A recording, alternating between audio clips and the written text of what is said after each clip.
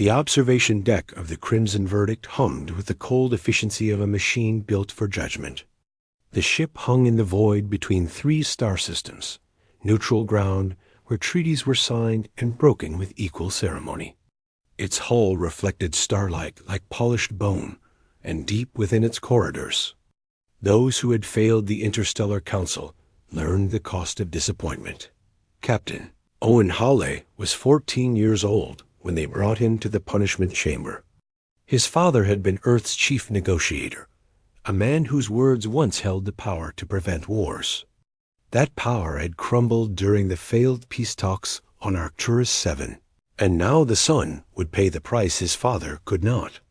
The guards escorted Owen with mechanical precision, their faces hidden behind reflective helmets that turned them into mirrors of his own fear. The chamber itself was designed to be witnessed.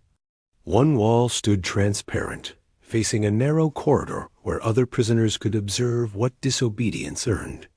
Owen's hands shook as they secured him to the examination table, the metal cold enough to burn through his thin uniform. He tried to steady his breathing, remembering what his father taught him about dignity in the face of cruelty. But the lesson felt hollow when leather straps bit into his wrists. In the corridor, beyond the chorus, a small figure pressed against the transparent wall. Teska barely reached the height of a human child, though she carried the ancient soul of her people. Her skin shimmered with the faint bioluminescence common to Veridians, casting soft purple light in the dimness. Large eyes, silver as distant moons, watched the scene with an intelligence that made her captors nervous. She had been taken from her homeworld 3 cycles ago, when her settlement refused to surrender their water mining rights to the Council's corporate partners. Teska had seen cruelty before, but something about the human boy's quiet terror struck differently. Perhaps it was the way his jaw clenched to stop his lips from trembling, or how his eyes searched the ceiling as if mapping escape routes in the metal beams. She placed one small hand against the glass, her palm barely larger than a human infant's, and felt the vibration of machinery warming beyond. Commander Drace entered the chamber with the satisfaction of a man who believed his actions served a greater purpose. He carried a neural stimulator, a device that could rewrite pain into memory so completely that victims would flinch at shadows for years. The rod's tip glowed with gathering energy, and Owen finally allowed himself to look away, his gaze falling on the corridor where unexpected witness waited. Their eyes met through the barrier. Silver and brown, alien and human, prisoner and prisoner. Teska saw his fear transform into something else when he noticed her, a recognition that neither of them belonged in this theater of punishment. She pressed her other hand to the glass and began to hum, a sound so low it traveled through the transparent wall like a physical touch. On her world, the song was called Keeper's Lament, meant to comfort those facing the dark alone. Owen heard the vibration before he understood it as music. The sound wrapped around his thundering heartbeat and slowed it, just enough to pull one full breath. He did not know what the small creature beyond the glass intended, but the gesture felt like the first kindness he had encountered since his father's arrest. Commander Drace noticed nothing. He approached with the neural stimulator raised, beginning his practiced speech about consequences and the importance of family loyalty to council interests. The words blurred into meaningless sound as Owen focused on the humming that seemed to come from everywhere and nowhere. Then the ship trembled. Not a violent shake, but a deep grinding sensation that ran through every bolt and weld. The lights flickered once, twice, and settled into a sickly amber warning glow. Drace paused mid-sentence, his confidence cracking as alarms began their distant wailing. In the holding area 3 levels below, Vorak opened eyes that had been closed for 7 standard years. The ancient guardian had been captured during the Veridian War, his surrender the price for his people's survival. They kept him in a cell designed by xenobiologists who studied his species like specimens rather than persons. Magnetic restraints held his massive form motionless, and sedatives kept his mind clouded in artificial sleep. But Vorak had not truly slept. He had waited and listened and learned the ship's rhythms. He knew which guard drank stimulants to stay alert, which systems overtaxed themselves during shift changes, and which promises meant nothing the moment they became inconvenient. When the small Veridian song reached his cell through ventilation shafts and humming pipes, it carried a message his people had not forgotten, even if the council had: the song of witnessing, the oldest law his kind possessed. When the helpless cry out, the strong must answer. Vorak's muscles, atrophied from years of stillness, began to remember their purpose. His scales, dull gray from captivity, started to shimmer with the faint bronze of his youth. The magnetic restraints hummed with increased power, sensors detecting his awakening.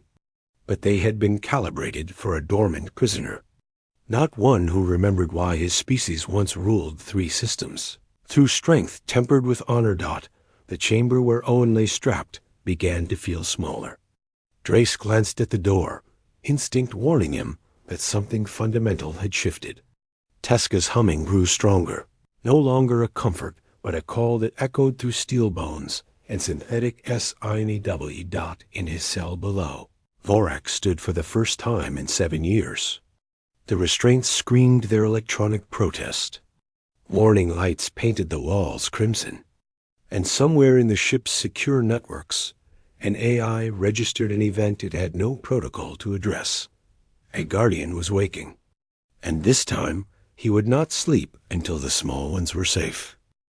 The magnetic restraints held for exactly 47 seconds after Vorak decided they should not. The metal groaned with the voice of a material learning it had been assigned an impossible task. His scales, bronze and ancient, caught the warning lights and turned them into something almost beautiful, the way a storm transforms ordinary sky into poetry.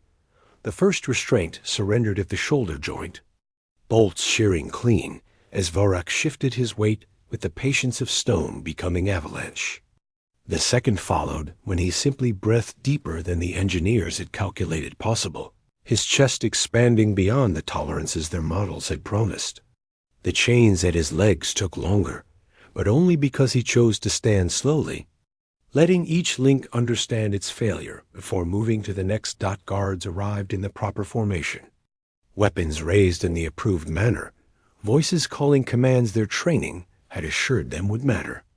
Vorak regarded them with eyes that had watched civilizations rise and fall. He did not roar or posture. He walked forward, and the universe rearranged itself to accommodate him. The corridor buckled upward where his feet found purchase. Plasma fire washed over scales that had been forged in the heart of a dying star when his world was young. He moved through the security checkpoint, like water through a paper dam, not destroying so much as revealing what had always been temporary. 3 levels above, Commander Drace finally noticed that his theater of punishment had lost its audience. The corridor beyond the glass stood empty, except for the faint purple glow where the small Veridian had pressed her hands. He turned back to Owen with renewed focus, determined to complete at least one task before the ship's emergency consumed everything else. The neural stimulator descended toward Owen's temple. The boy closed his eyes, and in that darkness he heard the humming again, closer now, insistent as sunrise. Then the entire wall, separating the chamber from the corridor, ceased being a wall and became instead a collection of fragments, distributed across a wider area than physics usually. Permits. Vorak entered not through the door but through the space where certainty used to live. His head swept low, creating a canopy of shadow and safety above Owen's strapped form. One claw, precise as a surgeon's blade, slid beneath the first restraint and lifted. The leather parted with a whisper of apology. Commander Drace stumbled backward, the neural stimulator falling from fingers that had forgotten their purpose. He tried to speak, to invoke regulations and council authority, but his voice emerged as something smaller than he had ever heard himself make. Vorak spoke a single word in the old tongue. a language that predated translation protocols. The ship's computer, trained on 10,000 dialects, offered no conversion. It did not need to. The meaning lived in the tone, in the weight of sound that pressed against the chest and taught the heart what justice actually meant. Owen felt the last restraint release and found himself looking up at a being that should have terrified him. Instead, he saw the same recognition he had felt through the glass moments before. The understanding between prisoners, between those who witness cruelty and those who refuse to let it continue. A small hand touched Owen's arm. Teska had entered through the opening Vorak created, moving with the quick grace of her kind.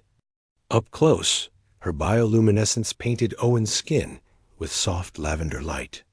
She was no taller than his chest, her frame delicate as crystal, but her eyes held certainty that made her seem vast. She pointed to the corridor, then to herself and Owen, then to the massive guardian who stood between them and every weapon the ship possessed. The meaning was clear enough to cross any language barrier. Together. Now. Quickly. Owen's legs shook when he stood, but Teska's hand in his provided unexpected strength. They ran while Vorak walked, his massive form filling the corridor behind them like a moving wall. Plasma fire continued to flash and fail against scales. That had endured worse than human. Engineering could imagine.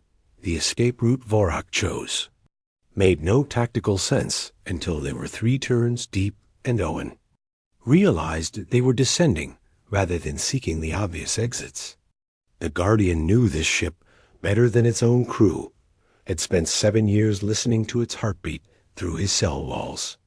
He led them through maintenance passages where only repair drones usually traveled, past junctions that reeked of coolant and forgotten purposes. Teska never released Owen's hand. Her fingers wrapped around his with surprising strength, and he found himself adjusting his pace to match her smaller strides. When she stumbled over a raised threshold, he caught her without thinking.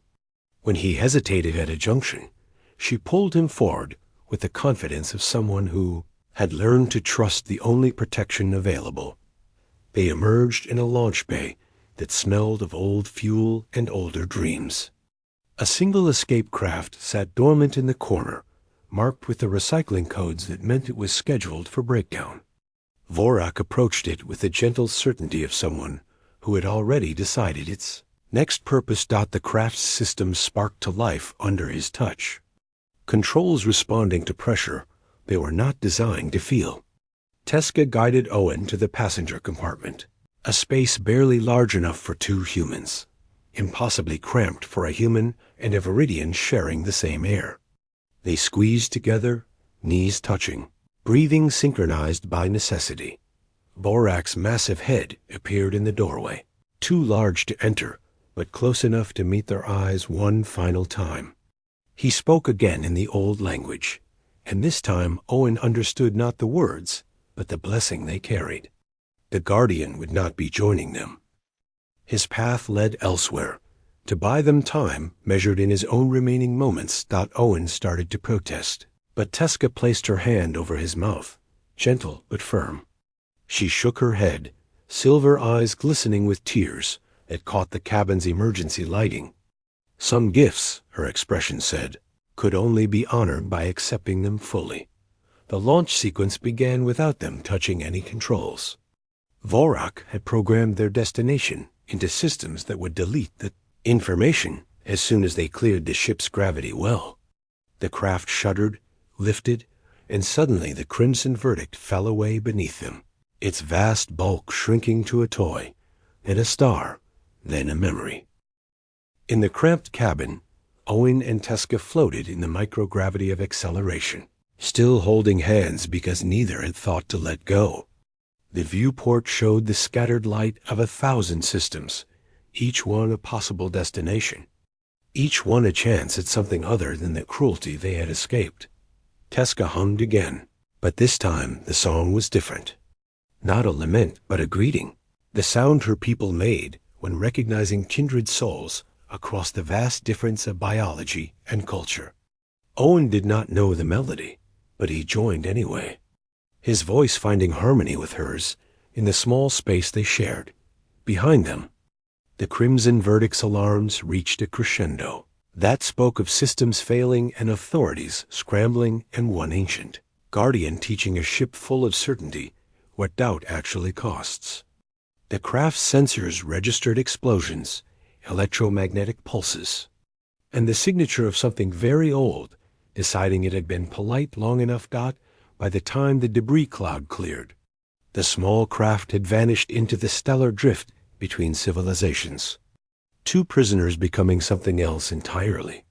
Not quite fugitives, not quite heroes, but alive and together, and aimed at a future neither could have imagined in the moment before a guardian decided some promises mattered more than chains. Teska single quotes said rested against Owen's shoulder. His hand still held hers. And in the silence between star systems, they began the slow work of learning each other's names. The moon Tessara wore its neutrality like armor, a settlement built in the shadow of three competing governments, belonging to none and therefore tolerated by all. Its biodomes grew crops that fed refugees from conflicts too numerous to name, and its registration centers asked few questions of those who arrived seeking asylum. Owen and Teska landed there 8 days after their escape, their craft's fuel reserves depleted and their shared silence transformed into something approaching conversation. They learned each other slowly, trading words in the cramped confines of the passenger cabin. Teska taught Owen the clicking consonants of Veridian, sounds that required him to reshape his throat into unfamiliar positions. He taught her the fluid vowels of Earth Standard, watching her struggle and succeed in equal measure. By the time they reached Tessara, they could share simple thoughts without translation devices, their voices building bridges that bureaucracy and war had tried to burn. The settlement director assigned them to the agricultural sector, work that required few credentials and asked little about the past. Owen found himself in the hydroponic gardens, coaxing vegetables from nutrient solutions under artificial sun. Teska joined the pollination crews, her small size and gentle touch perfect for the delicate work of transferring genetic material between flowering plants. They shared a sleeping pod in residential block 7, a cylinder barely large enough for 2 bunks and a small common space. Other refugees filled the adjacent pods with the soft sounds of lives being rebuilt. A Centaurian family who had fled religious persecution, a human widow whose whole world had been caught between corporate interests, an elderly Draxian who never spoke of what he had witnessed, but sometimes played a stringed instrument that made the whole block pause their evening rituals to listen. Weeks became months. Owen grew taller, his boyish frame filling out with the muscle earned from manual labor and adequate nutrition. Teska remained small, but her bioluminescence grew stronger, painting their shared space with purple light that made reading possible without electric lamps. They established routines that felt like home, trading cooking duties and arguing about whose turn it was to clean the recycler and falling into comfortable silence that needed no translation. The first time Owen realized his feelings had shifted happened during the Festival of Starlight, an annual celebration where Tessara's diverse population gathered to share traditions from 100 worlds. Teska wore a traditional Veridian glow dress, fabric woven with bioluminescent threads that responded to her emotions. When she laughed at a street performer's jokes, the dress shimmered with golden light. When she concentrated on the food vendor's offerings, it pulsed with deep blue. Owen watched her examine a display of earth flowers, real roses brought at enormous expense from a greenhouse vessel. Her expression held such wonder that he found himself purchasing a single bloom, before considering whether the expense fit their modest budget. When he presented it to her, the dress blazed with pink light so bright that nearby pedestrians stopped to stare. Teska looked from the flower to Owen's face, her silver eyes searching his expression with new intensity. She spoke in Veridian, words tumbling out too quickly for him to follow. Then switched to Earth Standard, her accent making the syllables sound like music. "You should not spend so much on temporary beauty when we save for practical needs," she said. But her hands cradled the rose as if it were made of stardust and wishes. "Some beauty is worth the cost," Owen replied. And the dress remained pink, pulsing in rhythm with Teska's heartbeat. They walked through the festival together, sharing skewered meats and crystallized fruits and drinks that fizzed with captured starlight. When the evening entertainment began, a human violinist performing ancient earth melodies, Teska slipped her hand into Owen's with the casual certainty of a gesture repeated 1,000 times. But this time, neither pretended it was only about navigation or safety. This time, the touch meant exactly what it felt like. Years accumulated in the way meaningful lives do, marked not by grand events, but by small choices repeated until they become foundation. Owen advanced to managing an entire greenhouse sector, implementing experimental techniques that increased yield by 30%. Teska became the settlement's chief pollination coordinator, her intuitive understanding of plant biology earning respect from researchers twice her age. They moved to a larger pod, one with an actual bedroom separate from the common area and a window that showed Tessara's night sky, perpetually filled with the glow of 3 distant suns. They accumulated possessions that mattered to nobody else, but defined their shared existence. A Veridian tapestry depicting her homeworld's sacred gardens. Earth poetry books Owen read aloud on quiet evenings, translating phrases that captured emotions for which Veridian had no direct words. A photograph of them at a harvest celebration, Owen kneeling to bring his face level with hers, both smiling with the unself-conscious joy of people who have found home in each other. The night Owen proposed happened during an unexpected meteor shower, cosmic debris painting temporary fire across Tessara's atmosphere. They stood on the observation platform in the settlement's highest dome, surrounded by other residents exclaiming at the celestial display. Owen reached into his pocket and withdrew a ring he had commissioned from a Draxian jeweler, a band woven from titanium alloy and Veridian crystal that would adjust to fit her small finger. His heart hammered against his ribs hard enough that he wondered if she could hear it, given how every other sense of hers seemed sharper than human normal. "Teska," he began, and his voice cracked like he was 14 again, facing punishment and finding unexpected witness. He cleared his throat and tried again. "On the crimson verdict, when I saw you through that glass, I thought you were just another prisoner. I did not know you would become my best friend, my partner, the person who makes every morning worth waking up for." Teska turned from the meteor display, her eyes reflecting the falling stars. Her bioluminescence brightened, painting Owen's face with purple light. "In my culture," he continued, "we have a tradition where 2 people promise to face the future together, whatever comes. I know we are already partners in everything that matters, but I want to make it official in every language and law that exists." He held out the ring, hands trembling. "Will you marry me?" Teska's glow shifted through a spectrum of colors he had learned to read over their years together. Purple for deep emotion, blue for contemplation, and then a brilliant white he had only seen once before, during the moment she first felt truly safe after their escape.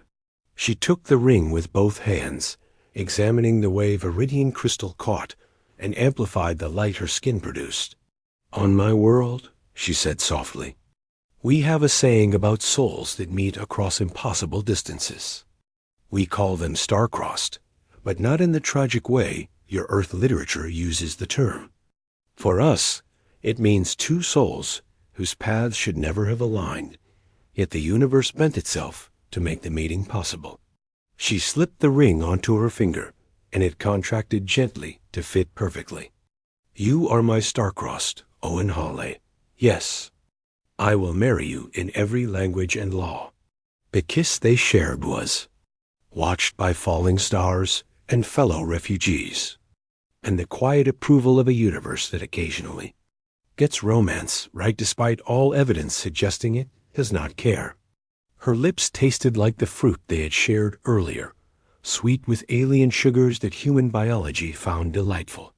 His hands cupped her face with the gentleness of someone who understood that the most precious things require the softest touch. The wedding happened 3 months later in Tessara's central garden, the space transformed by flowers from both their worlds. Veridian night blooms that only opened in darkness, their petals releasing spores that glowed like captured moonlight. Earth roses in colors that Earth had never quite produced naturally. Genetic modifications, creating shades that painters had imagined, but gardeners could not achieve. Over 200 guests attended, representatives from the dozen species that called Tessara home. The Centaurian family from their old residential block brought ceremonial candles that burned with different colors depending on the emotional state of nearby celebrants. The Draxian elder played his stringed instrument, coaxing melodies that made even those without musical training weep with their beauty. Human friends from the greenhouse sectors brought wine made from the experimental grapes. Owen's techniques had helped flourish. The ceremony itself blended traditions from both cultures. Owen spoke the earth vows about sickness and health, poverty and wealth, the ancient words carrying weight despite their repetition across centuries. Teska sang the Veridian commitment song, a melody that required harmonic layers impossible for human vocal cords to produce. So Owen provided a bass accompaniment that made the combined music something neither culture had heard before.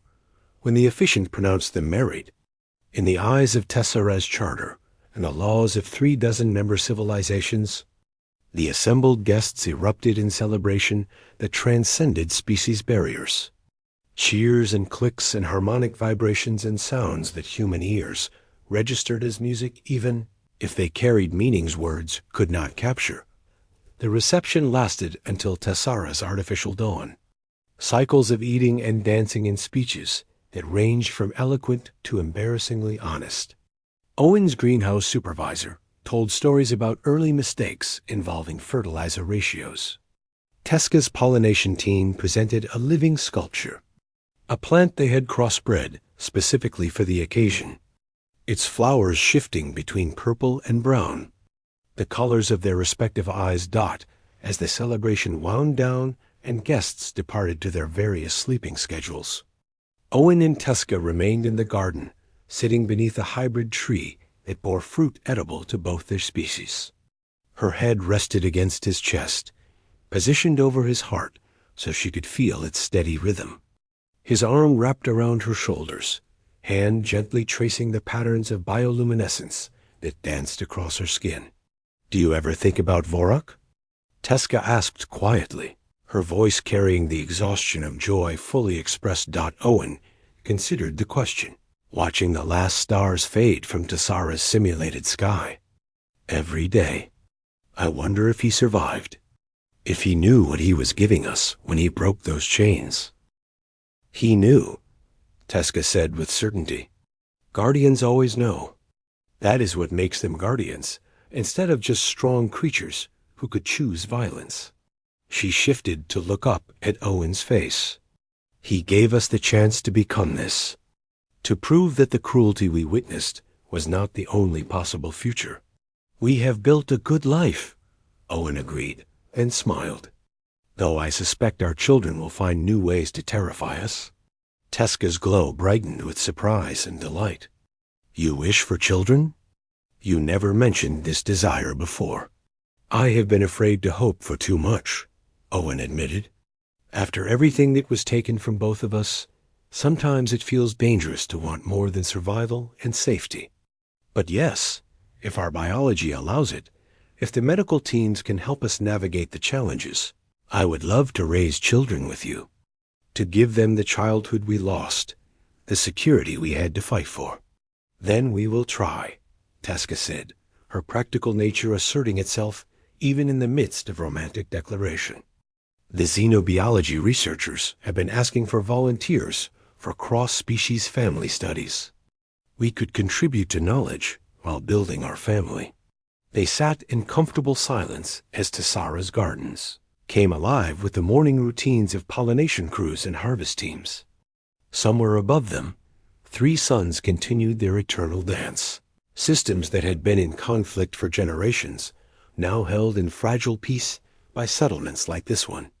Places where refugees became neighbors, where enemies' children learned to share playground equipment, where a human boy and a Veridian girl could fall in love without asking permission from the civilizations that had tried to define them as irrelevant.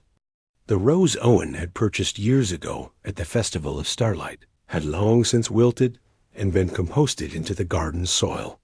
But its descendants bloomed throughout the greenhouse sectors, hybrid roses that glowed faintly in the dark, carrying Teska's bioluminescent genetic material alongside Earth's most romantic flower. They called the variety star-crossed, and it became Tessara's most popular export, sought after by lovers across a dozen systems who wanted to declare affection in a language that transcended species. Every bouquet sold carried the story forward, though most buyers never knew its origin. They did not need to. The meaning lived in the flowers themselves, in the proof that beauty could emerge from cruelty's aftermath, that love could bloom in the spaces between worlds, and that sometimes the universe conspires to bring together exactly the souls that need each other most. Owen and Teska rose as the morning shift began to fill the gardens. They walked hand in hand toward their home, toward the future they had built from escape and hope and the slow, patient work of learning each other's languages. Behind them, the star-crossed roses opened to greet Tessara's artificial sun, glowing softly with borrowed light, testament to the stubborn persistence of life that chooses beauty over bitterness. And somewhere in the void between star systems, a story persisted among those who still remembered. The legend of a guardian who broke his chains for children who were not his own, of two prisoners who became partners, who became proof that the galaxy's cruelties did not define its possibilities, and of love that crossed the distances bureaucrats and warriors had insisted were uncrossable.